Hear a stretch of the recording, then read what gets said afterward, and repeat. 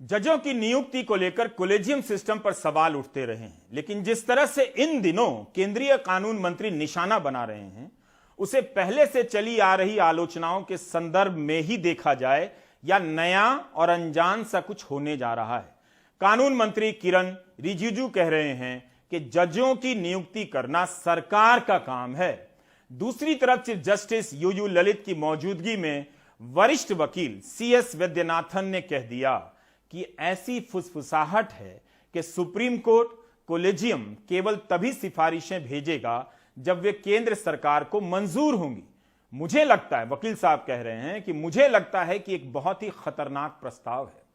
अगर यह सच है तो इसका मतलब है कि न्यायपालिका की स्वतंत्रता खतरे में है। आशीष भार्गव की यह रिपोर्ट देखिए। आधा समय जजों का दिमाग और समय अगले जज किसको बनाना है उस पर ज्यादा खर्च हो रहे हैं, ना कि अपने पूरे समय न्याय देने में। तो क्यों हाईकोर्ट और सुप्रीम कोर्ट के जजों की नियुक्ति को लेकर मोदी सरकार के तेवर फिर बदल गए हैं। पिछले कुछ सालों से चुप बैठे केंद्रीय कानून मंत्री किरेन रिजिजू ने कॉलेजियम सिस्टम पर जमकर हमला बोला। आज के समय में जो मैं देखता हूं और देश का कानून मंत्री होने के नाते मैं जो फील करता हूं कि आधा समय जजों का दिमाग और समय अगले जज किसको बनाना है उस पर ज्यादा खर्च हो रहे हैं, ना कि अपने पूरे समय न्याय देने में। तो क्योंकि सिस्टम ऐसे बनाया कि वो नाम तय करते हैं, एक समूह, एक कॉलेजियम, फिर उसका कंसल्टी जज होते हैं, दूसरे कौन उस हाईकोर्ट में चीफ जस्टिस थे, कौन उस हाईकोर्ट के सीनियर जजेस है।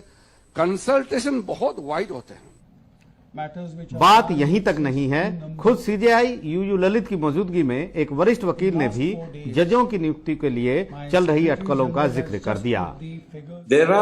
फुसफुसाहट है कि कॉलेजियम सिर्फ केंद्र को स्वीकार्य नामों की ही नियुक्ति देगा।